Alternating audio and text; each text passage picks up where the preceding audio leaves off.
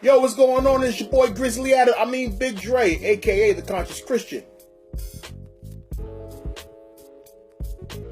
In my last video, I showed how the biblical tithe, the tithe commanded by God, was not money, but food.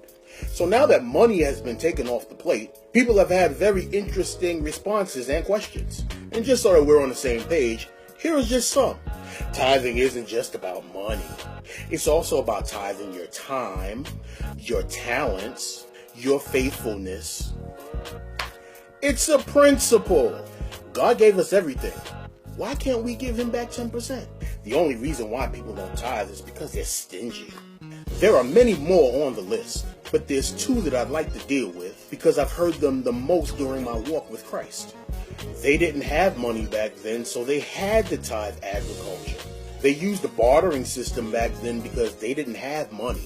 My good friend Rob Thornton states that anytime you hear people say this, it's a dead giveaway that they'd never really studied tithing. I agree, and I'll take it a little further. They've totally ignored general reading. They had an economic system very close to the one that we have today. Now, let's forget the fact that the actual word money can be found in the book of Genesis. Let's look at Abraham.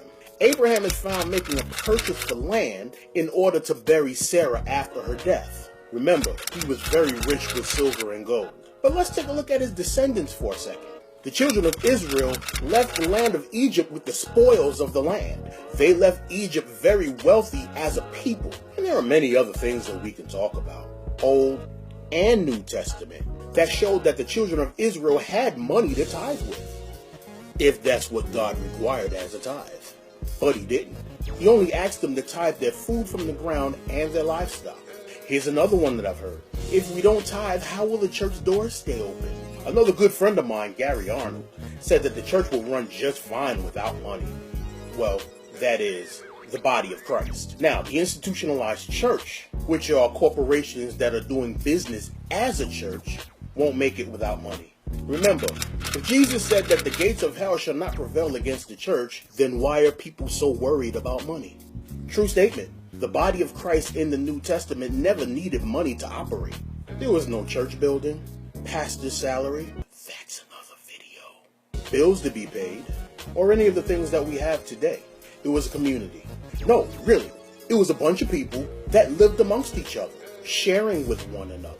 People from all walks of life, different backgrounds, with Jesus as the common denominator as the head of the church. That was the church.